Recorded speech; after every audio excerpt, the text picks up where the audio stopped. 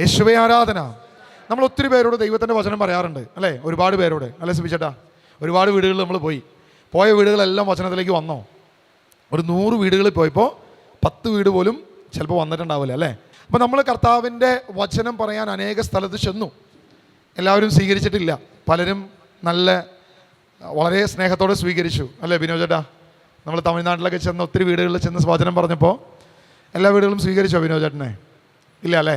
കുറേ സ്ഥലത്തൊക്കെ സ്വീകരിച്ചു, കുറേ സ്ഥലത്തൊക്കെ തള്ളിക്കളഞ്ഞു. പലരും ധ്യാനത്തിന് വന്നു, പലരും തിരിച്ചുപോയി. ഇനി വന്നവരിൽ പലരും തിരിച്ചു പോയിട്ടുണ്ട്. എല്ലാവരും ഒന്നും സ്വീകരിക്കണമെന്ന് നിർബന്ധമില്ല. ഈ നാസ് ഓഡിറ്റോറിയത്തിൽ ഒരു ക്യാമ്പ് നടന്നു കുറേ വർഷം മുൻപ്. എനിക്ക് തോന്നുന്നു 2016 മറ്റോ ആണെന്ന് തോന്നുന്നു. അപ്പം നാസ് ഓഡിറ്റോറിയത്തിൽ സുവിശേഷ പ്രഘോഷണം നടക്കുന്നു ശക്തമായിട്ട്. എനിക്ക് തോന്നുന്നു നമ്മൾ ഹോള് നിറഞ്ഞു, മുകളിലെ ഹോള് നിറഞ്ഞു, പുറത്ത് വരെ ഇരിക്കുന്ന അത്രയധികം തിങ്ങി നിറഞ്ഞ ഒരു ക്യാമ്പായിരുന്നു അത്. അങ്ങനെ ആദ്യത്തെ ദിവസം ക്യാമ്പ് കഴിഞ്ഞ് ഒരു സുഹൃത്ത് 2ാമത്തെ ദിവസം ഇദ്ദേഹത്തെ കാണുന്നില്ല. 2-3 ദിവസം ഇദ്ദേഹം മിസ്സായി. ആദ്യത്തെ ദിവസം മാത്രമേ വന്നുള്ളൂ. ഇദ്ദേഹത്തിന് കൗൺസിലിങ്ങിന് ലഭിച്ചു. അതിനുശേഷം ഡെലിവറൻസിന് വിളിക്കുന്ന സമയത്ത് പല പ്രാവശ്യം യേശുവിൻ്റെ ഡെലിവറൻസ് ഈ വ്യക്തിയിലേക്ക് ഇറങ്ങാൻ വേണ്ടി പ്രാർത്ഥിച്ചു. പക്ഷേ ഒരു തരത്തിലും ഇദ്ദേഹത്തിൻ്റെ ശരീരത്തിലേക്ക് എന്തിറങ്ങുന്നില്ല? ദൈവത്തിൻ്റെ ആത്മാവ് ഇറങ്ങുന്നില്ല. ശക്തമായി തിരിച്ചടിച്ചുകൊണ്ടിരിക്കുക. അപ്പോൾ ബൈജു ബ്രദറാണെന്ന് തോന്നുന്നു പ്രാർത്ഥനയ്ക്ക് നിൽക്കുന്ന സമയത്ത് ഇങ്ങനെ ഇദ്ദേഹത്തിൻ്റെ കഴുത്തിൽ ഒരു കൊന്ത കിടക്കുന്നത് കണ്ടു. അപ്പോൾ ആ കൊന്ത വിചിത്രമായൊരു സംഭവമാണ്. നമ്മളിങ്ങനെ ആ കൊന്ത പരിശോധിച്ച് നോക്കിയപ്പോൾ ആ കൊന്ത തന്നെ സാധാരണ ഒരു ജമൈക്കൻ കൊന്ത, ഒരു കാലത്ത് ഇറങ്ങിയൊരു സാധനമാണ്. ഒരു ജമൈക്കൻ പതാക, അതായത് ലഹരി പദാർത്ഥങ്ങളിലേക്ക് യുവാക്കളെ കൊണ്ടുപോകുന്ന ഒരുതരം ഒരു സിമ്പൽ ഉണ്ടായിരുന്നു. ആ സിമ്പലിനെ ബേസ് ചെയ്യുന്ന രീതിയിൽ ചില കൊന്തകൾ ഇറക്കിയിരുന്നു. സാത്താനാരാധനക്കാർ തന്നെ ഇറക്കിയെന്നൊക്കെ പറയപ്പെടുന്നത്. ആ കൊന്തയുടെ ഒരു പ്രത്യേകത, അതിൻ്റെ കുരിശിൽ യഥാർത്ഥത്തിൽ യേശുക്രിസ്തു ക്രൂശിതനായ സംഭവം വികലമാക്കിക്കൊണ്ടാണ് വെച്ചിരിക്കുന്നത്. വികലമാക്കുന്ന രീതിയിലാണ് അതിനെ കാണിച്ചിരിക്കുന്നത്. അപ്പോൾ ഇതെല്ലാം ബൈജു ബ്രദർ കണ്ടപ്പോൾ, മോനെ നിനക്കിത് ചേർന്നതല്ല, ഇത് ക്രിസ്തുവിനെ പ്രതിനിധീകരിക്കുന്നതല്ല എന്ന് പറഞ്ഞ് അദ്ദേഹത്തിൻ്റെ കഴുത്തിൽ നിന്നും ഈ കൊന്ത ഊരി മാറ്റി അത് അവൻ്റെ കയ്യിൽ തന്നെ കൊടുത്തു. നമ്മൾ തിരിച്ചൊന്നും എടുത്തില്ല, അത് അവൻ്റെ കയ്യിൽ തന്നെ കൊടുത്തു. ശുശ്രൂഷ കഴിഞ്ഞു, അവനെ തിരിച്ചു വിട്ടു. പിറ്റേ ദിവസം ഈ വ്യക്തിയെ കാണുന്നില്ല. പിന്നീട് കുറച്ച് ദിവസം കഴിഞ്ഞ് ഈ വ്യക്തിയെ വിളിച്ചു കൊണ്ടുവന്ന വ്യക്തി അന്വേഷിച്ച് കഴിഞ്ഞപ്പോൾ കേട്ട സംഭവം ഇതാണ്: അവിടെ കൊന്ത ഊരിപ്പിച്ചു. അതായത് മാതാവിനെതിരെ പറയുന്ന ടീമാണ്. അവർ കൊന്ത ഊരാൻ എന്നോട് പറഞ്ഞു. അതുകൊണ്ടാണ് ഞാൻ പിന്നെ വരാതിരുന്നത്. യഥാർത്ഥത്തിൽ ആ വ്യക്തിയോട് എന്താ പറഞ്ഞത്? സാത്താനാരാധനയുമായി ബന്ധപ്പെട്ട ഒരു സംഭവം ആ ക്രോസിൽ തന്നെ കാണിച്ചിട്ടുണ്ട്. അപ്പോൾ അതവനെ കാണിച്ചു കൊടുത്തിട്ട് എന്നെ ക്ലിയർ ചെയ്ത് പറഞ്ഞു കൊടുത്തു. പക്ഷേ അവന് പറഞ്ഞു കൊടുത്തത് എന്ത് ചെയ്തില്ല? അവൻ സ്വീകരിച്ചില്ല. അപ്പം നമ്മൾ പറയുന്നത് തന്നെ എല്ലാവരും സ്വീകരിക്കണം നിർബന്ധമുണ്ടോ? നിർബന്ധമില്ല. കാരണം അവരുടെ ഹൃദയം തുറക്കാതെ ചിലപ്പോൾ അടച്ചിട്ടിരിക്കുന്ന ചില മേഖലയുണ്ടോ. അപ്പം യഥാർത്ഥത്തിൽ അവൻ്റെ തകർച്ചയ്ക്ക്, അവൻ്റെ ഉയർച്ചയ്ക്ക് തടസ്സമായി നിൽക്കുന്നൊരു മേഖലയെ ആ മകന് കാണിച്ചു കൊടുത്തു. പക്ഷേ എന്ത് ചെയ്തില്ല? ആ മകനത് സ്വീകരിച്ചില്ല. പിന്നീട് കുറച്ച് ദിവസങ്ങൾക്ക് ശേഷം എനിക്ക് തോന്നുന്നു ഫെമിൽ ബ്രദറും ഞാനും ഫെമിൽ ബ്രദറും റിനോ ബ്രദറും കൂടി ആ വീട്ടിൽ ചെന്നു. ഞങ്ങൾ ആ വീട്ടിൽ നിന്ന് ഇറക്കി വിടുകയും ചെയ്തു. ഇത് ഞാൻ പല പ്രാവശ്യം പറഞ്ഞിട്ടുള്ള കാര്യമാണ്. ഈ കഴിഞ്ഞൊരു മാസത്തിന് മുൻപ് ഞാൻ ആ വീടിൻ്റെ മുൻപിൽ കൂടെ പോയി. ആ വീടിൻ്റെ മുൻപിൽ കൂടെ എന്ന് വെച്ചാൽ ആ വഴി കൂടെ പോകാൻ പറ്റുള്ളൂ. ആ വീട്ടിലേക്ക് വഴിയില്ല. അതായത് ഈ നിൽക്കുന്ന വീതിയേ ഉള്ളൂ ആ വീട്ടിലേക്കുള്ള വഴി. അപ്പം 2 പേർക്ക് ഒരുമിച്ചൊന്നും പോകാൻ പറ്റില്ല. എനിക്ക് വരെ ഇങ്ങനെ തിങ്ങി നിറഞ്ഞ് പോകാൻ പറ്റത്തുള്ളൂ. നമ്മുടെ കുറച്ച് വണ്ണമുള്ള ഒരാളാണെങ്കിൽ ചരിഞ്ഞൊക്കെ പോകണം. അത്ര ഇടുങ്ങിയൊരു വീടാണ്. അപ്പം ഞാൻ നോക്കി, എനിക്ക് തോന്നുന്നു 2016 ആ സംഭവം. ഇപ്പം എത്ര വർഷം കഴിഞ്ഞു? 8 വർഷം കഴിഞ്ഞു അല്ലേ? 2016 2024 എത്തുമ്പോൾ ഏകദേശം 8 വർഷം കഴിഞ്ഞു. പോട്ടെ, ഒരു 7 വർഷം, ഞാൻ ഡേറ്റ് ഏതാണെന്ന് ഓർമ്മയില്ല. അപ്പോൾ ഒരു 7 വർഷം എടുക്കുക. അപ്പോൾ ഈ 7 വർഷം കഴിഞ്ഞ് ഞാൻ ആ വീടിനൊന്ന് പരിശോധിച്ചു. വല്ല മാറ്റമുണ്ടോ? എന്തെങ്കിലും മാറ്റമുണ്ടോ? നമുക്ക് ആ വീട് കാണാൻ പറ്റില്ല നേരിട്ട്. കാരണം വലിയ മതിലാണ്. 2 വലിയ മതിലുകളുടെ ഇടയിൽ കൂടെ നമ്മൾ നടന്നു പോകണ്ടേ. ഈ മതിലിൻ്റെ അപ്പുറത്താണ് ആ വീടിരിക്കുന്നത്. അതായത് ആ വീട്ടുകാരുടെ മതിലല്ല, അതിന് മുമ്പിലുള്ള വേറെ പറമ്പുകാർ കെട്ടിയിരിക്കുന്ന വലിയ മതിലാണ്. ഈ വീട് കാണാൻ പോലും പറ്റത്തില്ല. അപ്പം ഞാൻ ആ വീട്ടിലേക്ക് പോകുന്ന സമയത്ത്, ഒരു ദിവസം ബൈക്കിന് പോകുന്ന സമയത്ത്, ആ വീടിന് കുറേ മുൻപ് മതിലില്ലാത്തൊരു സ്ഥലത്ത് ഞാൻ നിർത്തുമ്പോൾ നമുക്കിങ്ങനെ കാണാം, സൈഡിൽ കൂടെ ആ വീട് കാണാം. ഞാൻ നോക്കുമ്പോൾ ഇപ്പോഴും ഞാൻ അന്ന് ചെന്നപ്പോൾ ഒരു പിങ്ക് കളർ പെയിൻ്റൊക്കെ അടിച്ച് നല്ല ഭംഗിയായിട്ട് കിടക്കുന്നൊരു വീടായിരുന്നു. ചെറിയ വീടാണെങ്കിലും ഒരു പിങ്ക് കളർ പെയിൻ്റൊക്കെ അടിച്ച് ഒരു വീടായിരുന്നു. ഇന്ന് ഞാൻ ചെല്ലുമ്പോൾ അതിൽ സൈഡിൽ കൂടെ പോകുമ്പോൾ പൂപ്പൽ പിടിച്ച് ഒരു ഭംഗിയില്ലാതെ ചോർന്നൊലിക്കുന്ന രീതിയിൽ, അല്ലെങ്കിൽ പൊട്ടിപ്പൊളിയുന്ന രീതിയിൽ സിമെൻ്റൊക്കെ ഇങ്ങനെ പൊട്ടിപ്പൊളിഞ്ഞ് തകർന്ന് കിടക്കുന്നൊരവസ്ഥ. ഞാൻ ചിന്തിച്ചു, കർത്താവേ, നിൻ്റെ വചനം സ്വീകരിക്കാതെ പോയി ഭവനം തകർന്നു കിടക്കുകയാണോ? ആ മകനൊരു ജോലിയും കിട്ടിയിട്ടില്ലേ? ഇന്നും രക്ഷപ്പെട്ടിട്ടില്ലേ ഭവനം? ഇപ്പോഴും അങ്ങനെ തന്നെയാണോ? എന്ത് കഷ്ടമാണ് എന്ന് ഹൃദയത്തിൽ ഇങ്ങനെ ചിന്തിച്ച് കർത്താവ് നമ്മുടെ മുൻപിൽ ജീവനും മരണവും വെച്ചിട്ടുണ്ട്. നിനക്ക് ഇഷ്ടമുള്ളത് സ്വീകരിക്കാം, അല്ലേ? പഴയ നിയമം മുതൽ നമ്മൾ അതാണ് വായിച്ചു പോകുന്നത്. നമുക്കൊരു വചനം വായിക്കാം. നിയമാവർത്തന പുസ്തകം അതിൻ്റെ 30-ാം അധ്യായം അതിൻ്റെ 15-ാം വാക്യം നമുക്കൊന്ന് വായിക്കാം. ഇതാ ഇന്ന് ഞാൻ നിന്റെ മുൻപിൽ ജീവനും നന്മയും മരണവും തിന്മയും വെച്ചിരിക്കുന്നു. നമ്മുടെ മുൻപിൽ കർത്താവ് ജീവനും മരണവും നന്മയും തിന്മയും വെച്ചിരിക്കുക. നമുക്ക് ഇഷ്ടമുള്ളത് സ്വീകരിക്കാം, അല്ലേ? അത് ആദ്യത്തെ പ്രബോധനമാണ്. നിനക്ക് മുമ്പിൽ ജീവനും മരണവും വെച്ചിരിക്കുന്നു, നിനക്ക് ഇഷ്ടമുള്ളത് സ്വീകരിക്കാം. വീണ്ടും 30-ന്റെ 19-ാം വാക്യം ഒന്ന് വായിക്കാമോ? 4 വാക്യം കഴിയുമ്പോൾ ഉള്ളത് ഒന്ന് വായിക്കാമോ? ജീവനും മരണവും അനുഗ്രഹവും ശാപവും ഞാൻ നിന്റെ മുൻപിൽ വെച്ചിരിക്കുന്നു എന്നതിന് ആകാശത്തെയും ഭൂമിയെയും ഞാനിന്ന് നിനക്കെതിരായി സാക്ഷിയാക്കുന്നു. വീണ്ടും ശ്രദ്ധിക്കണേ, ദൈവം ഒന്ന് സാക്ഷ്യപ്പെടുത്തുന്നു. മാത്രമല്ല അവിടെ കാറ്റഗറി കുറച്ചുകൂടി ഡിഫറൻ്റ് ആക്കി. രണ്ടായിട്ട് നമ്മൾ ചേരുമ്പടി തിരിക്കുകയാണെങ്കിൽ ഒരു സൈഡിൽ എന്ത് വെച്ചു? ജീവൻ വെച്ചു. ഇപ്പുറത്ത് എന്ത് വെച്ചു? മരണം വെച്ചു. അതിൻ്റെ താഴെ കാണുകയാണ് ജീവനും മരണവും. പിന്നെ ഒന്ന് വായിച്ചേ, താഴോട്ട് വായിച്ചേ. ജീവനും മരണവും അനുഗ്രഹവും ശാപവും. അനുഗ്രഹവും പിന്നെന്ത് വെച്ചു? ശാപവും വെച്ചു. അതായത് ജീവൻ തിരഞ്ഞെടുക്കുന്നവന് എന്തുണ്ട്? അതിൻ്റെ കൂടെ അനുഗ്രഹമുണ്ട്. മരണം തിരഞ്ഞെടുക്കുന്നവന് ശാപവും അതിൻ്റെ കൂടെ ഉണ്ടെന്ന് ദൈവത്തിൻ്റെ ആത്മാവ് വ്യക്തമായി നമ്മളെ പഠിപ്പിക്കുക. നിയമാവർത്തന പുസ്തകം പറയാണ്, ഞാൻ നിന്റെ മുൻപിൽ ജീവനും മരണവും വെച്ചിരിക്കുന്നു.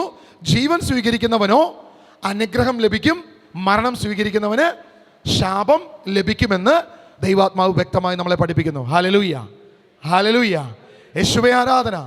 പുതിയ നിയമത്തിൽ നമുക്കൊരു വചനം വായിക്കാം. 2 തിമോത്തി അതിൻ്റെ 1-ാം അധ്യായം അതിൻ്റെ 10-ാം വാക്യം. ഈ കൃപാവരം നമ്മുടെ രക്ഷകനായ യേശുക്രിസ്തുവിൻ്റെ ആഗമനത്തിൽ നമുക്ക് പ്രത്യക്ഷീഭവിച്ചിരിക്കുന്നു. അവൻ മരണത്തെ ഇല്ലാതാക്കുകയും തൻ്റെ സുവിശേഷത്തിലൂടെ ജീവനും അനശ്വരതയും വെളിപ്പെടുത്തുകയും ചെയ്തിരിക്കുന്നു. ശ്രദ്ധിക്കണേ, യേശുവിൻ്റെ കാൽവരി ക്രൂശിലൂടെ അവൻ എന്ത് ചെയ്തു? മരണത്തെ അവൻ നീക്കിക്കളഞ്ഞു. അവൻ മരണത്തെ ഇല്ലാതാക്കുകയും തന്റെ സുവിശേഷത്തിലൂടെ ജീവനും അനശ്വരതയും വെളിപ്പെടുത്തുകയും ചെയ്തിരിക്കുന്നു. തന്റെ സുവിശേഷത്തിലൂടെ ജീവനും അനശ്വരതയും വെളിപ്പെടുത്തിയിരിക്കുന്നു. ഞാൻ ചോദിക്കട്ടെ, ഇന്ന് മരണമുണ്ടോ? ഇപ്പം ശ്യാം ബ്രദർ പറയാണ് എനിക്ക് മരണമില്ല എന്ന് പറഞ്ഞു കഴിഞ്ഞാൽ ചുറ്റുമുള്ളവരൊക്കെ കളിയാകും. എടാ 80 വയസ്സ് വരെ മാക്സിമം ജീവിക്കുന്നു, എന്തായാലും മരിക്കും. എല്ലാവരും പറയും, അല്ലേ? എല്ലാവരും പറയും അത്.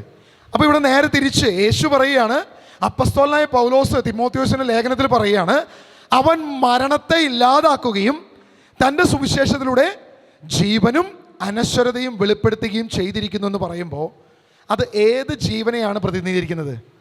ക്രിസ്ത്യാനിക്ക് ഒരു കടന്നുപോക്ക് മാത്രമേ ഉള്ളൂ, അല്ലേ? അവന് മരണം എന്നൊരു യാഥാർത്ഥ്യം അവനില്ല. അവൻ മരണമല്ല, പകരം ഈ ജീവിതത്തിൽ നിന്നും അവനൊരു പുതിയ കടന്നുപോക്ക്. ഒരു ഗർഭപാത്രത്തിലിരിക്കുന്ന ശിശു ഗർഭപാത്രത്തിൽ നിന്നും പുറത്തു വരുമ്പോൾ അതിന് മുമ്പും അതിന് ജീവനുണ്ട്, പിന്നീടും അതിന് ജീവനുണ്ട്. വല്ല വ്യത്യാസമുണ്ടോ? ഉണ്ടോ? ഈ ഗർഭപാത്രത്തിനകത്തിരിക്കുന്നവരെ അതിന് ജീവനില്ല, ഇത് പുറത്തേക്ക് വരുമ്പോഴാണ് ജീവനുള്ളത്. അപ്പോൾ ഈ കുഞ്ഞ് പുറത്തു വരുമ്പോൾ ജീവനുണ്ട്, അതിനു മുമ്പ് ജീവനില്ല എന്നാണോ അതിൻ്റെ അർത്ഥം? അല്ല, ഗർഭപാത്രത്തിലിരിക്കുമ്പോഴേ അതിനെന്തുണ്ട്? ജീവനുണ്ട്. അപ്പം ഞാൻ ഇന്ന് ഈ ആയിരിക്കുന്ന അവസ്ഥയിൽ തന്നെയാണ് ഞാൻ എങ്ങോട്ട് കടന്നു പോകുന്നത്? നിത്യജീവനിലേക്ക് ഞാൻ കടന്നു പോകുന്നത്. ചില മാറ്റങ്ങളുണ്ടാകും, ഈ ശരീരത്തിന് ചില വ്യത്യാസങ്ങളുണ്ടാകും. അതാ പൗലോസ് പഠിപ്പിക്കുന്നത്, ഓരോന്നിനും വ്യത്യാസമുണ്ട്. ജീവനുള്ള ശരീരങ്ങൾക്ക് പല പല രൂപാന്തരീകരണമുണ്ട്, വ്യത്യാസമുണ്ട്. ഓരോന്നിൻ്റെയും ശരീരം വ്യത്യസ്തമാണ്. അതുപോലെ തന്നെ ഈ ഭൂമിയിലായിരിക്കുമുള്ള ശരീരത്തിൽ നിന്നും രൂപാന്തരം പ്രാപിക്കുമ്പോൾ ഒരു വ്യത്യാസം വരും എന്ന് മാത്രമേ ഉള്ളൂ. പകരം എന്ത് ചെയ്യാണ്? അവൻ രൂപാന്തരം പ്രാപിച്ച് പുതുജീവനിലേക്ക് അവൻ ഒരു കാലെടുത്ത് വെക്കുക. ക്രിസ്ത്യാനിക്ക് മരണമില്ല. എത്ര പേര് ഇത് വിശ്വസിക്കുന്നു? ക്രിസ്ത്യാനിക്ക് മരണമില്ല. ഹല്ലേലൂയ. അപ്പോൾ ദൈവം നമ്മുടെ മുമ്പിൽ ജീവനും മരണവും വെച്ചിരിക്കുന്നു. കർത്താവ് അത് വെച്ചിരിക്കുന്നത് നമുക്ക് ഇഷ്ടമുള്ളത് സ്വീകരിക്കാം. ഈ തിമോത്തിയോസിനെ എഴുതിയ ലേഖനത്തിൽ നിങ്ങൾ വായിച്ചപ്പോൾ ശ്രദ്ധിക്കാതെ പോയൊരു കാര്യമുണ്ട്. നിന്റെ ജീവനിലേക്ക് നയിക്കുന്ന കാര്യം എന്താണെന്ന് വ്യക്തമായിട്ട് അവിടെ പറഞ്ഞിട്ടുണ്ട്. ആ വചനം ഒന്നുകൂടി വായിച്ചത് മനസ്സിലാവും. അവൻ മരണത്തെ ഇല്ലാതാക്കുകയും തൻ്റെ സുവിശേഷത്തിലൂടെ ജീവനും അനശ്വരതയും വെളിപ്പെടുത്തുന്നു. അപ്പോൾ എന്തിലൂടെയാണ് ജീവൻ വരുന്നത്? സുവിശേഷത്തിലൂടെയാണ്. അപ്പോൾ ഈ സുവിശേഷം സ്വീകരിക്കുന്നതിലൂടെയാണ് എന്ത് സംഭവിക്കുന്നുള്ളൂ? ജീവനും മരണവും നമ്മുടെ മുൻപിലേക്ക് കടന്നു വരുന്നുള്ളൂ. അപ്പോൾ ഒരു ചോദ്യമുണ്ട്, പഴയ നിയമത്തിലെ ആളുകൾക്ക് അപ്പോൾ എന്ത് സംഭവിക്കും? കാരണം യേശുവിൻ്റെ സുവിശേഷം അവർ കേട്ടിട്ടില്ലല്ലോ. അവർക്ക് വീണ്ടും ഒരു സാധ്യതയുണ്ടോ എന്നൊരു ചോദ്യം നമ്മുടെ മുൻപിൽ ഒരു പക്ഷേ വന്നേക്കാം. Hallelujah, hallelujah. വീണ്ടും പൗലോസ്ലീഹ 2 കൊരിന്ത്യർക്കെതിരെ ലേഖനത്തിൽ അതിൻ്റെ 2-ാം അധ്യായം അതിൻ്റെ 15-ാം വാക്യത്തിൽ ഒരു കാര്യം പറയുന്നുണ്ട്. എന്തുകൊണ്ടെന്നാൽ രക്ഷിക്കപ്പെടുന്നവരുടെ ഇടയിലും ശിക്ഷിക്കപ്പെടുന്നവരുടെ ഇടയിലും ഞങ്ങൾ ദൈവത്തിന് ക്രിസ്തുവിന്റെ പരിമളങ്ങളാണ്. 16-ാം വാക്യം ഒന്ന് വായിക്കാമോ? ഒരുവന് മരണത്തിൽ നിന്ന് മരണത്തിലേക്കുള്ള സൗരഭ്യവും അപരന് ജീവനിൽ നിന്ന് ജീവനിലേക്കുള്ള സൗരഭ്യവും, ഇവയ്ക്കെല്ലാം കെൽപ്പുള്ളവൻ ആരാണ്? നിങ്ങൾ ശ്രദ്ധിക്കണേ, രണ്ടുപേരൊന്ന് വരാമോ? ആരെങ്കിലും രണ്ടുപേരൊന്ന് വരാമോ? അതായത് 2 തലം ആളുകളെ പൗലോസ്ലീഹ ഇവിടെ വ്യക്തമാക്കുക. 2 തലം ആളുകളെ. ആ വചനം നമ്മൾ 16-ാം വാക്യം വായിക്കുമ്പോൾ ഒരാൾ ഇപ്പുറത്ത് നിന്നോ ഒരാൾ ഈ സൈഡിൽ നിന്നോ ചേർന്ന് നിന്നോ. അതായത് ഇവർ രണ്ടുപേരും സുവിശേഷത്തിന് വന്നു, വചനം കേട്ടു, വചനത്തിന് മുൻപിൽ ഇവർ രണ്ടുപേരും കടന്നു വന്നു എന്ന് വിചാരിക്കുക. എന്നിട്ട് നിങ്ങൾ ആ വചനം ഒന്ന് വായിച്ചേ, 16-ാം വാക്യം ഒന്ന് വായിച്ചേ. ഒരുവന് മരണത്തിൽ നിന്നും മരണത്തിലേക്കുള്ള സൗരഭ്യവും, അതായത് സുവിശേഷത്തിൻ്റെ സൗരഭ്യം ഇവനുമുണ്ട്, സുവിശേഷത്തിൻ്റെ സൗരഭ്യം ഈ വ്യക്തിക്കുമുണ്ട്. വചനം കേട്ടവനും വചനം സ്വീകരിക്കാതിരിക്കുന്നവനുമുണ്ട്. അതായത് സുവിശേഷത്തിൻ്റെ മുൻപിൽ വന്ന് മർദ്ദലിച്ച് തിരിച്ചു പോയവനുമുണ്ട് സൗരഭ്യം, അതനുസരിച്ച് സ്വീകരിച്ച് കയറി വന്നവനുമുണ്ട് എന്ത്? ആ സൗരഭ്യം. അതാ പൗലോസ് പറയുന്നത് അവിടെ, അല്ലേ? അങ്ങനെയല്ലേ നിങ്ങളുടെ ബൈബിളിൽ കിടക്കുന്നത്? ഒന്നുകൂടി ഒന്ന് വായിച്ചോ. ഒരുവന് മരണത്തിൽ നിന്നും മരണത്തിലേക്കുള്ള സൗരഭ്യവും, മരണത്തിൽ നിന്നും അവൻ എങ്ങനെ പോകുന്നത്? മരണത്തിലേക്കാണ് പോകുന്നത്. മറ്റവൻ ജീവനിൽ നിന്നും ജീവനിലേക്കാണ് അവൻ കടന്നു വരുന്നത്. ഇതെന്താ അവിടെ ഉദ്ദേശിക്കുന്നത്? സുവിശേഷം കേട്ട് അത് സ്വീകരിച്ചു കഴിഞ്ഞാൽ അവൻ എന്ത് സംഭവിക്കും? ജീവനിൽ നിന്ന് ജീവനിലേക്ക് പോകും. സുവിശേഷം കേട്ട് അവനത് സ്വീകരിക്കാതിരുന്നാൽ മരണത്തിൽ നിന്നും അവൻ മരണത്തിലേക്ക് പോകും. ഞാൻ ഒന്നും കൂടി വ്യക്തമാക്കാം. ഇപ്പോൾ നിങ്ങൾ ഉദാഹരണത്തിന് എടുത്താതെ ഒരിക്കലും ഇവൻ മരണത്തിലേക്ക് പോകത്തില്ല. കാരണം ഇവൻ്റെ പേരെന്താ? ഇവൻ്റെ പേരെന്താ? ജീവൻ എന്നാണ്. കർത്താവ് അറിഞ്ഞൊരു പേരിട്ടിരിക്കുക, ജീവൻ. അപ്പോൾ അതുകൊണ്ട് എന്തായാലും ഇവൻ മരണത്തിലേക്ക് പോകില്ല. ഞാൻ എന്തുകൊണ്ടാണ് ഇവനെ മരണത്തിലേക്ക് തിരഞ്ഞെടുത്തതെന്ന് ഞാൻ കർത്താവിനോട് ചോദിച്ചുകൊണ്ടിരിക്കുകയായിരുന്നു ഹൃദയത്തിൽ. അപ്പോഴേ പറഞ്ഞ്, നീ പേടിക്കണ്ട, അവനൊരിക്കലും പോകത്തില്ല. പ്രിയമുള്ളവരെ, ഈ വ്യക്തി മരണത്തിൽ നിന്നും മരണത്തിലേക്ക് പോകുമെന്ന് വചനം കാണിക്കുന്നത്, ഇപ്പോൾ ഈ ജഡത്തിലായിരിക്കുന്നവൻ എന്തായാലും ഒരു ദിവസം ഈ ജഡത്തിൽ നിന്നും മാറ്റപ്പെടും, അല്ലേ? വചനമില്ല എങ്കിൽ ഇവൻ എവിടെയാണ് ജീവിക്കുന്നത്? ഇവൻ അപ്പോഴേ മരണത്തിലാണ്. അതാ യേശു പറയുന്ന, മരിച്ചവർ തങ്ങളുടെ മരിച്ചവരെ സംസ്കരിക്കട്ടെ, അല്ലേ? ഏതെങ്കിലും മരിച്ച ശവം വന്ന് മരിച്ചു കിടക്കുന്ന ഏതെങ്കിലും ഒരു വ്യക്തിയെ സംസ്കരിക്കാൻ പറ്റുമോ? ഇല്ല. അപ്പോൾ യേശു മണ്ടത്തരം പറഞ്ഞാണോ? അല്ല. ദൈവാത്മാവില്ലാത്തവനെ സംബന്ധിച്ച് യേശുവിൻ്റെ കണ്ണിലൂടെ അവൻ മരിച്ചവനാണ്. ദൈവാത്മാവില്ലെങ്കിൽ ഈ വ്യക്തി സുവിശേഷം കേൾക്കാത്ത സമയത്ത്, യേശുവിനെ അറിയാത്ത സമയത്ത് ഇവൻ ജീവിച്ചിരിക്കുന്നെങ്കിലും ഇവൻ എവിടെയാ? ഇവൻ മരണത്തിലാണ്. അവൻ ജീവിക്കുന്നു എന്ന് കാണുന്നു. നമുക്കറിയാം, ഇവൻ്റെ ജഡമുണ്ട്, ഭക്ഷണം കഴിക്കുന്നുണ്ട്, ഐസ്ക്രീം കഴിക്കുന്നുണ്ട്, ചിക്കൻ കിട്ടിയ ആവശ്യത്തിൽ അധികം കഴിക്കുന്നുണ്ടാവും ചിലപ്പോൾ. എന്തൊക്കെ കഴിക്കുന്നുണ്ടെങ്കിലും ഇവൻ എവിടെയാണ് കഴിയുന്നത്? മരണത്തിലാണ്. അപ്പം മരിച്ചവർ തങ്ങളുടെ മരിച്ചവർ സംസ്കരിക്കട്ടെ എന്ന് യേശു പറയുന്നത് പോലെ, ഈ വ്യക്തി സുവിശേഷം കേട്ടിട്ടും അത് സ്വീകരിക്കാതെ, അതിൻ്റെ പരിമളം സ്വീകരിക്കാതിരിക്കുമ്പോൾ ഇവൻ മരണത്തിൽ നിന്നും എവിടേക്ക് പോകുന്നു? മരണത്തിലേക്ക് പോകുന്നു. ഇവൻ എവിടെയായിരുന്നു? മരണത്തിലായിരുന്നു. പക്ഷെ ജീവൻ സ്വീകരിച്ചു. ഇവൻ ജീവനിൽ നിന്നും ജീവനിലേക്ക്. അത് എന്താ ഉദ്ദേശിക്കുന്നത് മനസ്സിലായോ? ഇപ്പോൾ നമ്മൾ കാണുമ്പോൾ, നമ്മുടെ നഗ്ന നേത്രം കൊണ്ട് കാണുമ്പോൾ ഇവൻ മരിച്ചവനാണോ ജീവിച്ചിരിക്കുന്നവനാണോ? ജീവിച്ചിരിക്കുന്നവനാ, അല്ലേ? അപ്പം ഈ ജീവനിൽ നിന്നും എവിടേക്ക് പോകുന്നു എന്ന് പറയുന്നേ? നിത്യജീവനിലേക്ക് അവൻ പോകുന്നു. ഞാൻ പറഞ്ഞ കാര്യം മനസ്സിലായോ? അതായത് ക്രിസ്ത്യാനിക്ക് മരണമില്ല. അത് ക്ലിയർ ചെയ്യുക പൗലോസ്ലീഹ. അതായത് ക്രിസ്ത്യാനിയെ സംബന്ധിച്ച് അവൻ ഒന്നുകിൽ ജീവന്റെ പരിമളം അവൻ സ്വീകരിച്ചിട്ടും അതിനെ സ്വീകരിക്കാതെ അവൻ മരണത്തിൽ നിന്നും അവൻ മരണത്തിലേക്ക് പോകുന്നു. അപ്പുറം നേരെ ഇപ്പുറത്ത് തിരിച്ചു വെച്ചാൽ അവൻ ജീവനിൽ നിന്നും ജീവനിലേക്ക് യാത്രയാകുന്നു. എന്ന് പറഞ്ഞേ ഹല്ലേലൂയ, ഹല്ലേലൂയ. യേശുവേ ആരാധന, യേശുവേ ആരാധന, യേശുവേ ആരാധന. ഞങ്ങളുടെ സുവിശേഷം കേട്ട വ്യക്തികൾ, പൗലോസ്ലീഹയിലൂടെ സുവിശേഷം കേട്ട് അത് സ്വീകരിച്ച വ്യക്തികൾക്ക് 2 കൂട്ടർക്കാർക്കും ഒരുപോലെ പരിമളമുണ്ട്. വല്ല വ്യത്യാസമുണ്ടോ? ഇല്ല. ആ 16-ാം വാക്യം നമുക്കൊന്നുകൂടി വായിക്കാം. ഒരുവന് മരണത്തിൽ നിന്നും മരണത്തിലേക്കുള്ള സൗരഭ്യവും, ആ പരിമളം അല്ലെങ്കിൽ ആ സൗരഭ്യം അവന് മരണത്തിൽ നിന്നും മരണത്തിലേക്കാണ്. ഇവിടെ വചനം പറയുകയാണ്, അവന് മരണത്തിൻ്റെ പരിമളമാണ് അവൻ്റെ ഉള്ളിലുള്ളത്. കാരണം എന്താ? അവൻ സുവിശേഷം കേട്ടിട്ടും അത് സ്വീകരിക്കാതെ അതിനെ തള്ളിക്കളയുമ്പോൾ അവൻ്റെ ഉള്ളിൽ മരണത്തിൻ്റെ സ്പിരിറ്റായിരിക്കുന്നത്. പക്ഷേ അവന് മരണത്തിൽ നിന്നും മരണത്തിലേക്കുള്ള പരിമളവും, മറ്റൊരുവന് സുവിശേഷം സ്വീകരിച്ച വ്യക്തിക്ക് ജീവനിൽ നിന്നും ജീവനിലേക്കുള്ള, കാരണം അവൻ ഇപ്പോഴും ജീവിച്ചിരിക്കുകയാണ്. അവനൊരു കടന്നുപോക്ക് മാത്രമേ ഉള്ളൂ. ഒരു പാസ് ഓവറാണ് അവനുള്ളത്, ഒരു പുറപ്പാടാണ് അവനുള്ളത്. അവന് കടന്നുപോക്ക് മാത്രമേ ഉള്ളൂ എന്ന് കർത്താവിൻ്റെ വചനം പറയുക. ഹല്ലേലൂയ. പത്രോസ് തൻ്റെ മരണത്തെക്കുറിച്ച് അല്ലെങ്കിൽ തൻ്റെ കടന്നുപോക്കിനെ കുറിച്ച് എഴുതിയിരിക്കുന്നത് അങ്ങനെ തന്നെയാണ്. അപ്പസ്തോല പ്രവൃത്തി കഴിഞ്ഞ് പത്രോസിൻ്റെ പ്രവർത്തനമെല്ലാം കഴിഞ്ഞ് പത്രോസിൻ്റെ ലേഖനത്തിൽ വളരെ വ്യക്തമായിട്ട് പറയുന്നുണ്ട്, തൻ്റെ കടന്നുപോക്ക് എന്നാണ് നമ്മുടെ ട്രാൻസ്ലേഷനിൽ തൻ്റെ മരണം എന്നൊക്കെ ആയിരിക്കും കിടക്കുന്നത്. എനിക്ക് തോന്നുന്നു POCയിൽ കടന്നുപോക്ക് നടക്കുന്നെന്ന് തോന്നുന്നു. രണ്ടാം പത്രോസിൻ്റെ 2-ാം ലേഖനത്തിൽ 2-ാം അധ്യായത്തിൽ അങ്ങനെ ഒരു വാക്കുണ്ട്. അവിടെ ഗ്രീക്ക് വാക്കിൽ കിടക്കുന്നത് പുറപ്പാട് എന്ന അർത്ഥത്തിൽ കിടക്കുന്ന വാക്കാണ് കിടക്കുന്നത് കൃത്യമായിട്ട്. എക്സഡസ് എന്നാണ് ഇംഗ്ലീഷിൽ അതിൻ്റെ ട്രാൻസ്ലേഷൻ കിടക്കുന്നത്. മലയാളത്തിൽ തൻ്റെ കടന്നുപോക്ക് എന്നാണ് കിടക്കുന്നത്. ഒരുവൻ മരണത്തിൽ നിന്നും മരണത്തിൻ്റെ സൗരഭ്യത്തിലേക്കും മറ്റൊരുവൻ ജീവനിൽ നിന്നും ജീവൻ്റെ സൗരഭ്യത്തിലേക്കുമാണ് പോകുന്നതെന്ന് ദൈവത്തിൻ്റെ വചനം വ്യക്തമായിട്ട് പറയുന്നു. ഞാൻ നേരത്തെ പറഞ്ഞൊരു കാര്യമുണ്ട്. ഓൾഡ് ടെസ്റ്റ്മെൻറ്റിലുള്ളവൻ, പഴയ നിയമത്തിലുള്ളവന്, അവന് യഥാർത്ഥത്തിൽ ശരീരത്തിൻ്റെ നിയമങ്ങളുള്ളത് അല്ലേ? ശുദ്ധവും അശുദ്ധവുമായ ഭക്ഷണം, അവൻ്റെ ശരീരത്തിൻ്റെ വിശുദ്ധി, രക്തസ്രാവക്കാരി, മരിച്ചവൻ്റെ ശവത്തിൽ തൊടുന്നവൻ്റെ അശുദ്ധി എന്നു വേണ്ട പലതരത്തിലുള്ള അശുദ്ധിയുള്ളവനാണ് ആര്? പഴയ നിയമത്തിൽ കഴിയുന്നവൻ അല്ലേ? അവന് ശരീരവിശുദ്ധി നോക്കണം, ശരീരത്തിൻ്റെ ശുദ്ധിയിലാണ് അവൻ നിൽക്കുന്നത്. പക്ഷെ ആത്മാവിനെ കുറിച്ചുള്ളൊരു കാര്യമല്ല അവിടെ കിടക്കുന്നത് പൂർണ്ണമായിട്ടും. പകരം ശരീരത്തിൻ്റെ കാര്യത്തിലാണ് ഒരു വ്യക്തതയുള്ളത്, അല്ലെങ്കിൽ ആ രീതിയിലാണ് മുന്നോട്ട് പോകുന്നത്. ഹല്ലേലൂയ. അതുകൊണ്ടാണ് യേശു പറഞ്ഞത്, മരിച്ചവൻ തങ്ങളുടെ മരിച്ചവരെ സംസ്കരിക്കട്ടെ. അവൻ്റെ ജഡം ദൈവത്തിൻ്റെ ആത്മാവില്ലാത്തത് കൊണ്ട് അവൻ എന്ത് ചെയ്യപ്പെട്ടിരിക്കുക? അവൻ മരണപ്പെട്ടിരിക്കുക. യേശുവിൻ്റെ മുൻപിൽ വന്ന് നിൽക്കുന്ന സകല വ്യക്തികളും എവിടെയാണ് നിൽക്കുന്നത്?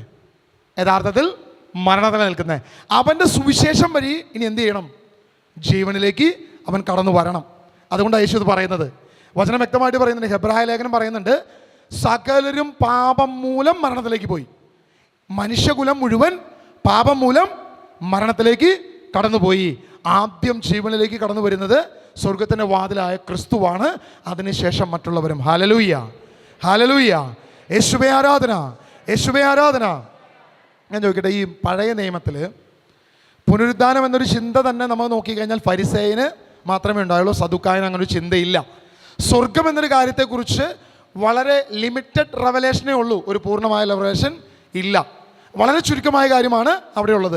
കൂടുതലായും അബ്രാഹാമിൻ്റെ മടിത്തട്ട് എന്നൊരു തലം മാത്രമാണ് കുറച്ചെങ്കിലും യഹൂദരുടെ വിശ്വാസത്തിലുള്ളൂ. അതിൻ്റെ അപ്പുറത്തോട്ട് മറ്റൊരു ചിന്ത അവർക്കില്ല എന്നുള്ളത് വ്യക്തമായിട്ട് നമുക്ക് കാണാൻ സാധിക്കും. അപ്പോൾ പഴയ നിയമത്തിലുള്ള ആളുകൾക്ക് വല്ല സാധ്യതയുണ്ടോ? വല്ല സാധ്യതയുണ്ടോ? ഞാൻ നേരത്തെ പറഞ്ഞു, സുവിശേഷം, ഞാൻ ഈ ഹോളിലിരിക്കുന്ന ഒരു വ്യക്തിയെ ഞാൻ തുടക്കം പറഞ്ഞിരുന്നു. അതായത് സുവിശേഷം സ്വീകരിക്കാതെ മർദ്ദലിച്ച് വിട്ടുപോയൊരു വ്യക്തിയെക്കുറിച്ച് ഞാൻ പറഞ്ഞിരുന്നു അല്ലേ? ആ വ്യക്തിയുടെ ഇന്നത്തെ അവസ്ഥ എനിക്കറിയില്ല, ആ വ്യക്തിയുടെ വീട് തന്നെയാണോ എന്ന് ഞാനത് പരിശോധിച്ചിട്ടില്ല. പക്ഷേ കിടക്കുന്ന അവസ്ഥ എന്തായാലും തകർന്ന കിടക്കുന്നത്, മാറ്റമൊന്നുമില്ല. ഞങ്ങൾ നഗ്നനേത്രം കൊണ്ട് കുറേ കണ്ടിട്ടുണ്ട് ഒരുപാട്. സുവിശേഷം പറഞ്ഞിട്ടും വചനം പറഞ്ഞിട്ടും യേശുവിനെ കുറിച്ച് അറിഞ്ഞിട്ടും അത്ഭുതങ്ങൾ കണ്ടിട്ടും പിന്നെയും തിരിച്ചു പോയവർ ഒരുപാട് പേര് ഞങ്ങൾ കണ്ടിട്ടുണ്ട്. ഒത്തിരി പേര് പിന്മാറിപ്പോയവർ. അവരുടെയൊക്കെ അവസ്ഥ എന്താണെന്ന് ഞങ്ങൾ പരിശോധിച്ചിട്ടുമുണ്ട്. 1, 2, 3 വർഷം കഴിയുമ്പോൾ പലരുടെയും അവസ്ഥ എന്താണ്? തകർച്ചയിൽ, കഷ്ടതയിൽ, ദുരിതത്തിൽ കിടക്കുന്നത് ഞങ്ങളുടെ കണ്ണുകൊണ്ട് ഞങ്ങൾ കണ്ടിട്ടുണ്ട്. Hallelujah, hallelujah. ഒറ്റ അപേക്ഷയുള്ളൂ, നിങ്ങൾ വചനത്തെ സ്വീകരിച്ചിട്ടുണ്ടെങ്കിൽ, സുവിശേഷത്തിൻ്റെ പരിമളം നിങ്ങൾ അറിഞ്ഞിട്ടുണ്ടെങ്കിൽ, നിങ്ങൾ എന്ത് ചെയ്യരുത്? പിന്മാറി പോകുന്നവരുടെ കൂട്ടത്തിലാകരുത്. ആ സുവിശേഷത്തിൻ്റെ പരിമളം നിങ്ങളിൽ ഉണ്ടാകണമെന്ന് ദൈവത്തിൻ്റെ ആത്മാവ് പറയുക. ഹല്ലേലൂയ. എഫേസ്യർക്ക് ലേഖനം അതിൻ്റെ 4-ാം അധ്യായം 18-ാം വാക്യം നമുക്കൊന്ന് വായിക്കാം. അതിനാൽ ഇപ്രകാരം പറഞ്ഞിരിക്കുന്നു, അവൻ ഉന്നതങ്ങളിലേക്ക് ആരോഹണം ചെയ്തപ്പോൾ അസംഖ്യം തടവുകാരെ കൂടെ കൊണ്ടുപോയി, മനുഷ്യർക്ക് അവൻ ദാനങ്ങൾ നൽകി. ശ്രദ്ധിക്കണേ, നമ്മൾ വിശ്വാസ പ്രമാണം ചൊല്ലുന്നവരാണെന്ന് എനിക്ക് തോന്നുന്നു ഇവിടെ എല്ലാവരും അല്ലേ?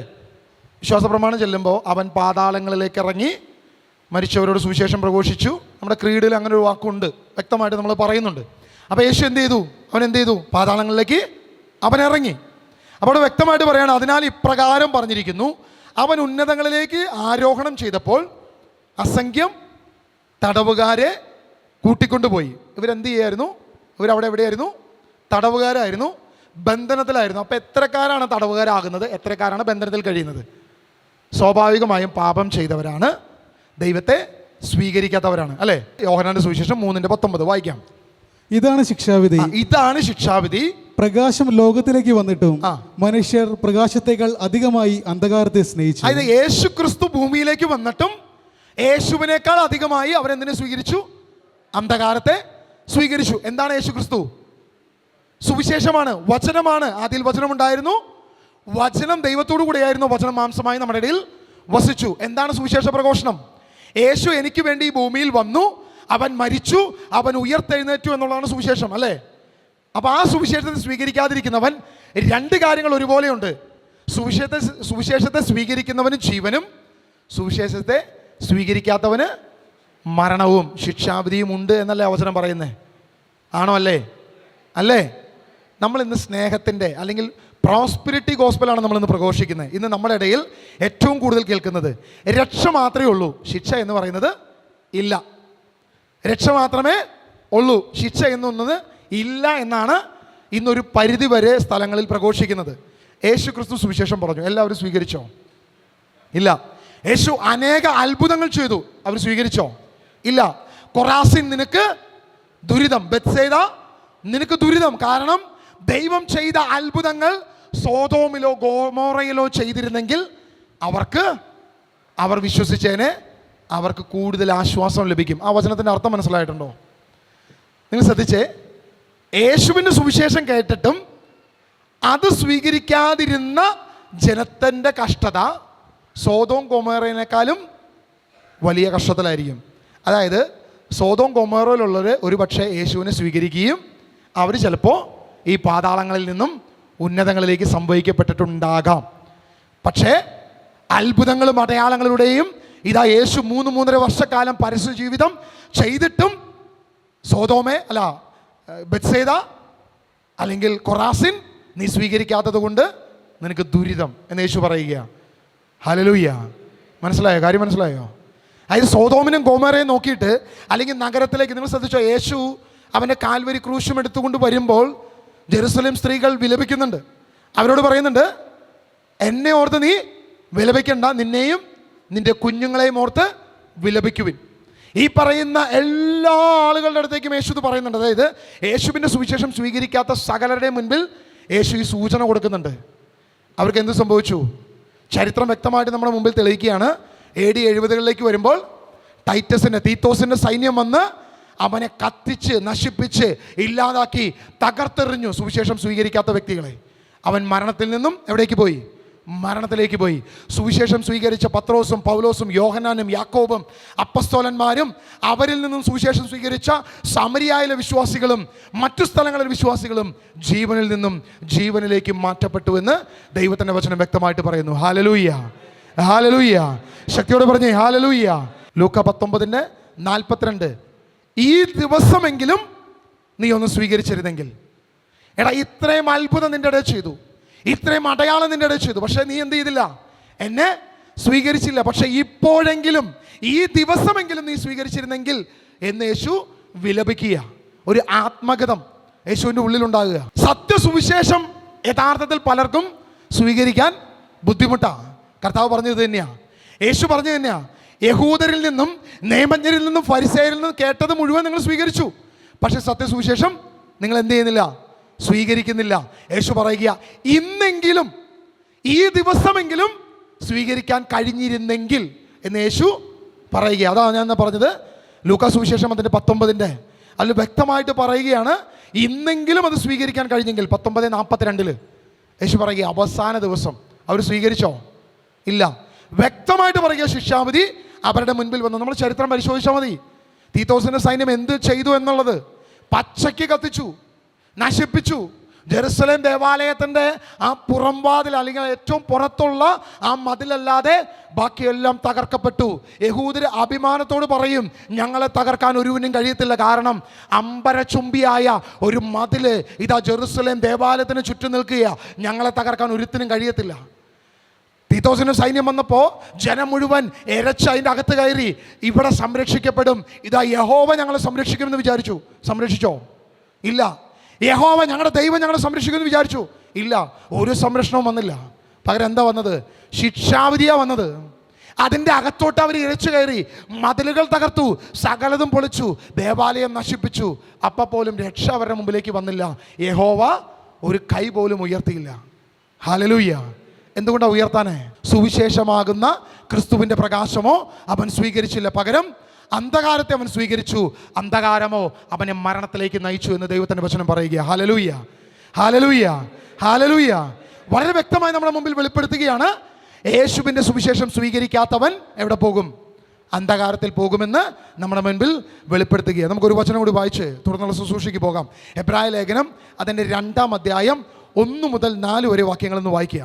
നാം കേട്ടിട്ടുള്ള കാര്യങ്ങളിൽ നിന്ന് അകന്നു പോകാതിരിക്കാൻ അവയിൽ കൂടുതൽ ശ്രദ്ധിക്കുക ആവശ്യമാണ്. ശ്രദ്ധിക്കണേ, എബ്രായ ലേഖനം അതിൻ്റെ 2-ാം അധ്യായം 1-ാം വാക്യമാണ് നമ്മൾ വായിക്കുന്നത്. അപ്പം നാം കേട്ടിട്ടുള്ള കാര്യങ്ങൾ അതെന്തിനെ കുറിച്ചായിരിക്കും പറയുന്നത്? അത് എബ്രായ ലേഖനം 1-ാം അധ്യായം വായിച്ചാലേ നമുക്ക് മനസ്സിലാവത്തുള്ളൂ. 1-ാം അധ്യായം മുഴുവൻ വായിച്ച് മുന്നോട്ട് പോവുക അസാധ്യമായതുകൊണ്ട് 1-ാം അധ്യായത്തിൽ ഒരൊറ്റ കാര്യമാണ് പൗലോസിലേക്ക് വെളിപ്പെടുത്തുന്നത്. യേശുവാണ് ക്രിസ്തു, അവനാണ് രക്ഷകൻ, അവൻ ഭൂമിയിൽ പിറന്നു, അവൻ മരിച്ചു, ഉയർത്തെഴുന്നേറ്റു. ഈ ഒരു കാര്യത്തിൻ്റെ സുവിശേഷത്തിൻ്റെ വ്യക്തത പഴയ നിയമത്തിലൂടെ, സങ്കീർത്തനങ്ങളിലൂടെ, പഴയ പ്രവാചകന്മാരിലൂടെ വെളിപ്പെട്ടിരിക്കുന്ന യേശുവിനെ കുറിച്ചും വ്യക്തമായി യേശു ക്രിസ്തുവിൻ്റെ ആത്മാവിൽ അപ്പസ്തോലൻ പഠിപ്പിക്കുകയാണ്. ഹെബ്രായ ലേഖനം 1-ാം അധ്യായം അതിൻ്റെ 1-ാമത്തെ വാക്യം മുതൽ വായിക്കുമ്പോൾ നമുക്കറിയാം, 1-ന്റെ 1 ഭാഗമായി അംശമായി പഴയ നിയമ പ്രവാചകന്മാർക്ക് വെളിപ്പെടുത്തത്, അവസാനം ക്രിസ്തു മുഖേന നമുക്ക് വെളിപ്പെട്ടത് എന്നൊക്കെ പറഞ്ഞിട്ട് താഴോട്ട് യേശുവാണ് രക്ഷകനെന്ന് വ്യക്തമായി നമ്മുടെ മുൻപിൽ വെളിപ്പെടുത്തുക. ദൂതന്മാരെക്കാൾ മുകളിലുള്ളവൻ, എന്നാൽ മരണത്തിന് കീഴ്പ്പെട്ടവൻ, അവനോ ഉയർപ്പിക്കപ്പെട്ടവൻ എന്നൊക്കെ പറഞ്ഞിട്ട് അത് വെളിപ്പെടുത്തുകയാണ്. അതിനുശേഷം 2-ാം അധ്യായത്തിൻ്റെ 1-ാം വാക്യം പറയുകയാണ്, നാം കേട്ടിട്ടുള്ള കാര്യങ്ങളിൽ നിന്നും അകന്നു പോകാതിരിക്കാൻ അവയിൽ കൂടുതൽ ശ്രദ്ധിക്കുക ആവശ്യമാണ്. അതുകൊണ്ട് നാം വല്ലപ്പോഴും ഒഴുകി പോകാതിരിക്കേണ്ടതിന് കേട്ടത് അധികം ശ്രദ്ധയോടെ കരുതിക്കൊള്ളുവാൻ ആവശ്യമാകുന്നു. ദൂതന്മാർ മുഖാന്തരം അരുളി ചെയ്ത വചനം സ്ഥിരമായിരിക്കുകയും ഓരോരോ ലംഘനത്തിനും അനുസരണക്കേടിനും ന്യായമായ പ്രതിഫലം ലഭിക്കുകയും ചെയ്തു എങ്കിൽ. അത് ശ്രദ്ധിക്കണേ. അതായത് ഇവിടെ പൗലോസ്ലീഹ വ്യക്തമായിട്ട് വെളിപ്പെടുന്ന ഒരു കാര്യമുണ്ട്. പഴയ നിയമം ആര് വഴിയാണ് നൽകപ്പെട്ടത്? ഒരു മധ്യവർത്തി വഴിയാണ് നൽകപ്പെട്ടത്. ആര് വഴിയാണത്? മോശ എന്ന ഒരു മധ്യവർത്തി വഴിയാണ്. നമ്മൾ ഗലാത്യ ലേഖനം വായിക്കുമ്പോൾ ഗലാത്യർക്ക് ഇത് ലേഖനം 3:19 നിങ്ങളൊന്ന് അടയാളപ്പെടുത്തിയിട്ടാൽ മതി, അല്ലെങ്കിൽ ഒന്ന് വരച്ചിട്ടാൽ മതി, അത് വായിക്കാൻ സമയമില്ല. അത് ദൂതന്മാർ മുഖേനയാണ് മോശയ്ക്ക് കൽപ്പന ലഭിച്ചത് എന്നവിടെ വ്യക്തമായിട്ട് കാണുന്നുണ്ട്. അപ്പോൾ ദൂതന്മാർ വഴി ലഭിച്ചു എന്ന യഹൂദരുടെ പ്രധാനപ്പെട്ട വിശ്വാസമാണ്. ആ വിശ്വാസത്തെയാണ് പൗലോസ്ലീഹയോട് എടുത്തുകൊണ്ട് വരുന്നത്. 2-ാം വാക്യത്തിൽ വായിച്ചോ, 2-ാം വാക്യം വായിച്ചോ. ദൂതന്മാർ മുഖാന്തരം അരുളി ചെയ്ത വചനം സ്ഥിരമായിരിക്കുകയും ഓരോരോ ലംഘനത്തിനും അനുസരണക്കേടിനും ന്യായമായ പ്രതിഫലം ലഭിക്കുകയും ചെയ്തു എങ്കിൽ. അതായത് ഈ ദൂതന്മാർ മുഖേന ലഭിച്ച പഴയ നിയമം, അതിനെക്കുറിച്ചാണ് പറയുന്നത്. മോശ വഴി ലഭിക്കപ്പെട്ട പഴയ നിയമം അത് സ്ഥിരമായി നിൽക്കുന്നു. യേശു അതിൽ നിന്ന് വല്ല മാറ്റം വരുത്തിയോ? വള്ളിയോ പുള്ളിയോ മാറ്റിയോ? ഇല്ല, പൂർത്തീകരിച്ചേ ഉള്ളൂ. അപ്പൊ സ്ഥിരമായി നിൽക്കുന്ന ആ വചനത്തിൽ നിന്നും എന്തെങ്കിലും ലംഘനം നടത്തിയെങ്കിൽ അവന് ശിക്ഷാവിധി ലഭിച്ചു എന്നാണോ ലഭിച്ചില്ല എന്നാണോ? വായിച്ചോ, 2-ാം വാക്യം വ്യക്തമായിട്ട്. ന്യായമായ പ്രതിഫലം ലഭിച്ചു. പ്രതിഫലം ലഭിച്ചു എന്നാ കാണുന്നത്. അതായത് ആ ലംഘനത്തിൽ പഴയ നിയമത്തിൽ എന്തെങ്കിലും വള്ളിയോ പുള്ളിയോ തെറ്റിച്ചിട്ടുണ്ടെങ്കിൽ എന്ത് സംഭവിച്ചു? അവന് ശിക്ഷാവിധി ലഭിച്ചു എന്ന് വ്യക്തമായിട്ട് പറയുക. താഴോട്ട് വായിക്കുമ്പോൾ കർത്താവ് താൻ പറഞ്ഞു തുടങ്ങിയതും, അതായത് സുവിശേഷം പറഞ്ഞു തുടങ്ങിയത് ആരാ? സുവിശേഷത്തിന്റെ ആദ്യത്തെ പ്രസംഗകൻ ആരായിരുന്നു? യേശു അല്ലേ? അപ്പൊ കർത്താവ് താൻ പറഞ്ഞു തുടങ്ങിയത്, യേശു പറഞ്ഞു തുടങ്ങിയതും ദൈവം അടയാളങ്ങളാലും അത്ഭുതങ്ങളാലും വിവിധ വീര്യപ്രവൃത്തികളാലും തന്റെ ഇഷ്ടപ്രകാരം പരിശുദ്ധാത്മാവിനെ നൽകിക്കൊണ്ടും. അതായത് യേശുവിന്റെ സുവിശേഷത്തെ വെളിപ്പെടുത്തിയത് എന്തൊക്കെയായിരുന്നു? അടയാളങ്ങളുണ്ട്, അത്ഭുതങ്ങളുണ്ട്, വിവിധ വീര്യപ്രവൃത്തികളുണ്ട്. 3 തരം കാര്യങ്ങളെ കുറിച്ചാണ് പറയുന്നത്. ഞാൻ അതാണ് സത്യവേദ പുസ്തകം വായിക്കാൻ പറഞ്ഞത്. ഒന്ന് അടയാളമുണ്ട്, അത്ഭുതമുണ്ട്, വീര്യപ്രവൃത്തിയുണ്ട്. നിങ്ങൾ സുവിശേഷം വായിക്കുമ്പോൾ ഈ 2 തരം കാര്യങ്ങളുണ്ട്. ചിലതിന് സുവിശേഷകർ അടയാളം എന്നാണ് പറയുന്നത്, ചിലതിനെ അത്ഭുത പ്രവൃത്തി എന്നാണ് പറയുന്നത്, അല്ലേ? 5 അപ്പം 5000 പേർക്ക് മാറ്റിക്കൊടുത്തതും ചിലത് അടയാളം എന്നാണ്. കാനായിലെ കല്യാണ നാളിൽ വെള്ളം വീഞ്ഞാക്കി മാറ്റിയതിനെ അടയാളം എന്നാണ് പറയുന്നത്. അതായത് അവർക്ക് ലഭിക്കാനുള്ള അടയാളം, ഇവനാണ് ക്രിസ്തു എന്ന് വെളിപ്പെടേണ്ടതിനുള്ള ചില അടയാളങ്ങൾ. വീണ്ടും ഉണ്ട് അത്ഭുത പ്രവൃത്തികളുണ്ട്. ഇനി വീര്യപ്രവൃത്തികളുണ്ട്. ലാസറിനെ ഉയർപ്പിച്ചത് അത് അത്ഭുതമായിട്ടല്ല കൂട്ടുന്നത്. ആണോ? അത്ഭുതമായിട്ടോ അടയാളമായിട്ടോ കൂട്ടാൻ പറ്റത്തില്ല. പകരം എന്താ? അത് വീര്യപ്രവൃത്തിയായിട്ട്. അങ്ങനെ 3 തലത്തിലുള്ള കാര്യങ്ങൾ അവിടെ പറയുന്നുണ്ട്. ഈ 3 തലത്തിലുള്ള കാര്യങ്ങളിലൂടെ ആര് അറ്റസ്റ്റ് ചെയ്തു എന്നാണ് പറയുന്നത്? ആര് അറ്റസ്റ്റ് ചെയ്തു എന്ന് പറയുന്നത്? ഒന്നുകൂടി വായിച്ചോ വചനം. കർത്താവ് താൻ പറഞ്ഞു തുടങ്ങിയതും, യേശു പറഞ്ഞു തുടങ്ങിയതും, ദൈവം അടയാളങ്ങളാലും. ദൈവം ആരാ ഇതിനെ അസൈൻ ചെയ്തത്? ഇതിനെ അറ്റസ്റ്റ് ചെയ്തത് ദൈവം, സ്വർഗപിതാവ് യഹോവ ഇതിനെന്ത് ചെയ്തു? സൈൻ ചെയ്തതുമായ അത് ഏതൊക്കെ രീതിയിലാണെന്നുള്ളതാണ് പിന്നീട് പറയുന്നത്. അടയാളങ്ങളാലും അത്ഭുതങ്ങളാലും വിവിധ വീര്യപ്രവൃത്തികളാലും പറഞ്ഞതാണ് എന്ന് പറയുകയാണ്. എന്നിട്ട് താഴോട്ട് വായിക്കുമ്പോൾ തന്റെ ഇഷ്ടപ്രകാരം പരിശുദ്ധാത്മാവിനെ നൽകിക്കൊണ്ടും സാക്ഷി നിന്നതും കേട്ടവർ നമുക്ക് ഉറപ്പിച്ചു തന്നതുമായ ഇത്ര വലിയ രക്ഷ നാം ഗണ്യമാക്കാതെ പോയാൽ എങ്ങനെ തെറ്റിയൊഴിയും? അതായത് ഈ സുവിശേഷത്തെ സ്വീകരിക്കാതെ തെറ്റിപ്പോയി കഴിഞ്ഞാൽ ഏതൊക്കെ തലത്തിലാണ്? യഹോവ സൈൻ ചെയ്തത്, യേശു പറഞ്ഞു തുടങ്ങിയത്, അത്ഭുതങ്ങളാലും അടയാളങ്ങളാലും വീര്യപ്രവൃത്തിയാലും അത് വെളിപ്പെട്ടത് ആർക്ക്? അപ്പസ്തോലന്മാർക്ക് കൃത്യമായി വെളിപ്പെട്ടത്, പിന്നീട് അപ്പസ്തോലന്മാരിലൂടെ പറയപ്പെട്ടത്. ഈ കാര്യങ്ങൾ സ്വീകരിച്ചില്ലെങ്കിൽ എന്ത് സംഭവിക്കും? അവൻ മരണത്തിലേക്ക് പോകുമെന്ന് വ്യക്തമായിട്ട് അവിടെ പറയുക. ഹല്ലേലൂയ. അതായത് അത് സ്വീകരിച്ചില്ലെങ്കിൽ ആ അടയാളങ്ങളും അത്ഭുതങ്ങളും പലതരം ശക്തമായ പ്രവർത്തികളും സ്വീകരിച്ചിട്ട് നീ അത് സ്വീകരിച്ചില്ലെങ്കിൽ നിനക്ക് എന്ത് സംഭവിക്കും? വലിയ വലിയ ശിക്ഷാവിധിയിലേക്ക് പോകുമെന്ന് വ്യക്തമായിട്ട് പറയുക. ഹല്ലേലൂയ, ഹല്ലേലൂയ, യേശുവേ ആരാധന, യേശുവേ ആരാധന. നിങ്ങൾ ശ്രദ്ധിച്ചേ, സുവിശേഷം അപ്പസ്തോലന്മാരിൽ നിന്നും സ്വീകരിച്ചത് 2024 പറഞ്ഞതാണോ? ആണോ? 7-ാം നൂറ്റാണ്ടിൽ വിഗ്രഹത്തിലൂടെ വന്നതാണോ? ആണോ? 7-ാം നൂറ്റാണ്ടിൻ്റെ അവസാനം ഒരു കൊത്തു വിഗ്രഹം ഉണ്ടാക്കി വെച്ച് ഇതാണ് യേശു എന്ന് പറഞ്ഞതാണോ? 15-ാം നൂറ്റാണ്ടിൽ ഡാവിഞ്ചി ഒരു ചിത്രം വരച്ച് ഒരു മുടിയൊക്കെ നീട്ടി വളർത്തിയ ഒരു താടിക്കാരനെ വെച്ചിട്ട് ഇതാണ് യേശു എന്ന് പറഞ്ഞ സുവിശേഷമാണോ? അല്ല. അപ്പസ്തോലന്മാരിലൂടെ വെളിപ്പെട്ടത്, അതിൻ്റെ അപ്പുറത്തോട്ടല്ല. അത് പറയണമെന്നാണ് പറഞ്ഞിരിക്കുന്നത്. അപ്പസ്തോലന്മാരിലൂടെ വെളിപ്പെട്ട സുവിശേഷം നീ സ്വീകരിക്കാതിരുന്നാൽ, ഇന്ന് നമ്മൾ പറയുന്ന സുവിശേഷം എല്ലാവരും സ്വീകരിക്കുന്നുണ്ടോ? ഉണ്ടോ? എന്താ സ്വീകരിക്കാത്തത്? നമ്മൾ പറയുന്ന ഈ സംഭവമാണ് അപ്പസ്തോലന്മാരിലൂടെ വെളിപ്പെട്ടത്. ഇതെല്ലാവർക്കും അങ്ങനെ ഈസി ആയിട്ട് സ്വീകരിക്കാൻ പറ്റത്തില്ല. നീ പ്രോസ്പെരിറ്റി ഗോസ്പൽ പ്രഘോഷിച്ചേ, ആയിരക്കണക്കിന് ആളുണ്ടാവും ഇവിടെ. ഇന്ന് ഈ ഹോൾ ഇതിൻ്റെ അപ്പുറം നിറയും. നിനക്ക് സമ്പത്ത് നൽകുന്ന, നിനക്ക് അനുഗ്രഹം നൽകുന്ന, നിനക്ക് കോടിക്കണക്കിന് രൂപ നൽകുന്ന ഇല്ലേ ഒത്തിരി പേരുണ്ടാവും. ജനങ്ങൾ നിറയൂന്നേ. ഈ കണിയാനെ കാണാൻ മറ്റേ ബ്രദറിനെ കാണാൻ പലരും വരും. ബ്രദർ പറയും, എൻ്റെ പൊന്നു മോനെ എനിക്ക് നേരില്ല, നീ പോയി കണ്ടോളം എന്ന് പറയും. എനിക്ക് നേരമില്ല അവന് മറുപടി കൊടുക്കാൻ. ബിസിനസ് ഉയർച്ചയില്ല ബ്രദറെ. ഒന്ന് ഇതിൻ്റെ കാരണം ഒന്ന് പറഞ്ഞതാ. ഈ കണിയാനെ കാണാനായിട്ട് വരുന്ന ആളുകളുണ്ട്. കർത്താവ് അതിനെ പ്രോത്സാഹിപ്പിച്ചിട്ടില്ല, ജീസസ് വിഷ്ണു അതിനെ പ്രോത്സാഹിപ്പിക്കത്തില്ല എന്ന് പറഞ്ഞേ. Hallelujah, hallelujah. അപ്പോൾ പ്രോസ്പെരിറ്റി ഗോസ്പൽ അല്ല നമ്മൾ പ്രഘോഷിക്കുന്ന. പകരം എന്താ? സുവിശേഷം. അത് കേൾക്കുമ്പോൾ ചിലർക്ക് നോവുണ്ടാവും, ചിലർക്ക് വേദനയുണ്ടാവും, ചില കുത്തലുണ്ടാവും, ചില മാനസാന്തരങ്ങൾക്ക് അത് കാരണമാകും. ചിലത് മാറ്റപ്പെടേണ്ടതുണ്ട്. കാരണം അത് അപ്പസ്തോലന്മാരോട് പ്രഘോഷിക്കപ്പെട്ട സുവിശേഷമാണ്. അത് തന്നെയാണ് ദൈവവചനത്തിൽ എഴുതിയിരിക്കുന്നത്. അത് പ്രഘോഷിക്കാനാണ് നമ്മളെ കർത്താവ് വിളിച്ചിരിക്കുന്നത്. Hallelujah, hallelujah, hallelujah. അത് പ്രഘോഷിക്കുന്നിടത്ത് ഈ രണ്ട് സംഭവം ഉണ്ടാവും. എന്ത്? ഒരുവന് മരണത്തിൽ നിന്നും മരണത്തിലേക്കും, മറ്റൊരുവന് ജീവനിൽ നിന്നും ജീവനിലേക്കും. ഞാൻ ചോദിക്കട്ടെ, സുഖിപ്പിക്കുന്ന പ്രസംഗത്തിൽ ആർക്കെങ്കിലും ഹൃദയം ഇടറോ? എവിടെയെങ്കിലും മരണത്തിൽ നിന്ന് അവൻ മരണത്തിലേക്ക് പോകുമോ? ഉണ്ടോ? ഇല്ല. അവൻ അത് കേട്ട് സുഖിച്ച് സന്തോഷമായി അവൻ അങ്ങോട്ട് പോകും. വല്ല പ്രശ്നമുണ്ടോ അവന്? ഒരു കുഴപ്പമില്ല. അവൻ അത് കേട്ട് പിറ്റത്തെ ആഴ്ച വന്നിരിക്കും, ഇത് വീണ്ടും കേൾക്കും, വീണ്ടും പോകും. അപ്പം സത്യസുവിശേഷ പ്രഘോഷണം ഏതാ? സത്യസുവിശേഷ പ്രഘോഷണം ഉറപ്പാ. അത് പ്രഘോഷിക്കുന്നവൻ യേശുക്രിസ്തുവിനെ പോലെ അവന് മുൾമുടി ഉണ്ടാകും, അവന് ശരീരത്തിൽ ചില പാടുകളുണ്ടാകും, ചില കഷ്ടതയുണ്ടാകും, ചില ദുരിതങ്ങളുണ്ടാകും. അതിൻ്റെ പാടുകൾ അവൻ്റെ മുഖത്തുണ്ടാകുമെന്ന് ദൈവത്തിൻ്റെ വചനം വ്യക്തമായിട്ട് പറയുക. Hallelujah, hallelujah, hallelujah. പഴയ നിയമാവർത്തന പുസ്തകം മുതൽ നമ്മുടെ മുമ്പിൽ വെച്ചിരിക്കുക. ജീവനും മരണവും നിന്റെ മുമ്പിൽ വെച്ചിരിക്കുക. സുവിശേഷ പ്രഘോഷണം എന്ന് പറഞ്ഞാൽ അത് ജീവൻ മാത്രമല്ല, അത് ജീവനും മരണവും നിന്റെ മുമ്പിൽ വെച്ചിരിക്കുക. സ്വീകരിക്കുന്നവന് അത് ജീവനും, തള്ളിക്കളയുന്നവന് അത് ശിക്ഷാവിധിക്കുള്ള മരണത്തിനുള്ള കാരണവുമായി മാറുമെന്ന് അതാ നിയമാവർത്തന പുസ്തകം മുതൽ എഴുതി വച്ചിരിക്കുക. അത് ആദിയിലും അങ്ങനെ തന്നെയാണ് അല്ലേ? ജീവന്റെ വൃക്ഷം മുതൽ അത് അങ്ങനെയാണ് കിടക്കുന്നത്. ഉൽപ്പത്തി പുസ്തകത്തിൽ ജീവന്റെ വൃക്ഷം മുതൽ അത് അങ്ങനെ തന്നെയാണ്. അവൻ്റെ മുമ്പിൽ പറഞ്ഞു, നീ ഇത് കഴിക്കരുത്, കഴിച്ചാൽ നീ മരിക്കും. അവിടെ മുതൽ ജീവനും മരണവും നമ്മുടെ മുൻപിൽ വെച്ചിട്ടുണ്ട്.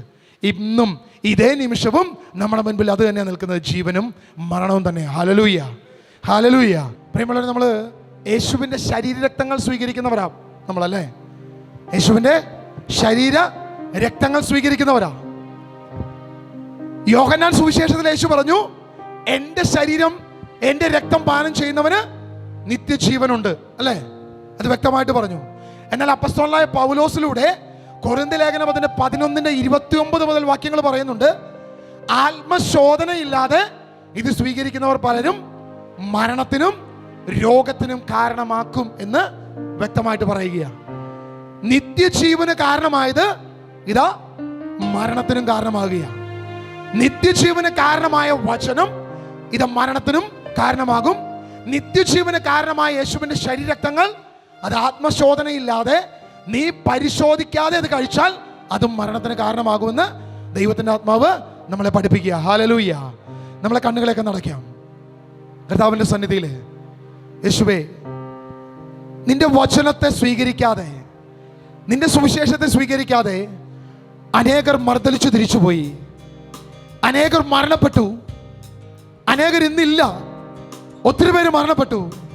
യേശുവേ, ഈ സത്യം ഞങ്ങൾക്ക് വെളിപ്പെടാതെ, ഈ സത്യം സ്വീകരിക്കാതെ ഞാൻ മരണപ്പെട്ടു പോയെങ്കിൽ കർത്താവ്, ഞാൻ എവിടെ ആയിരിക്കുമെന്നാ ഞാൻ ഇന്ന് ചിന്തിക്കുന്നത്. എന്നാൽ എൻ്റെ ദൈവം എന്നെ കരുണ കാണിക്കുകയും നിന്റെ കരുണയാൽ എന്നെ വീണ്ടെടുക്കുകയും ഇന്ന് ഈ ഹോളിൽ കൊണ്ടുവന്ന് നിർത്തുകയും ജീസസ് മിഷനിലൂടെ യേശുവിന്റെ സുവിശേഷത്തെ അറിയുവാൻ, യേശുവിന്റെ വചനത്തെ സ്വീകരിപ്പാൻ, യേശുവിന്റെ സുവിശേഷത്തെ സ്വീകരിപ്പാൻ എന്നെ ശക്തനാക്കിയതിനായി സ്തോത്രം ചെയ്യുന്നു. യേശുവേ, ഞാൻ അന്നേ മരിച്ചു പോയെങ്കിൽ ഞാൻ ആ പാതാളത്തിന്റെ കവാടത്തിൽ ചെന്ന് നിന്നേനെ. എന്നാൽ ഞാനിന്ന് വിശ്വസിക്കുന്നു, ഇന്ന് ഞാൻ ജീവനിലേക്കാണ് എൻ്റെ യാത്ര, മരണത്തിലേക്കല്ല.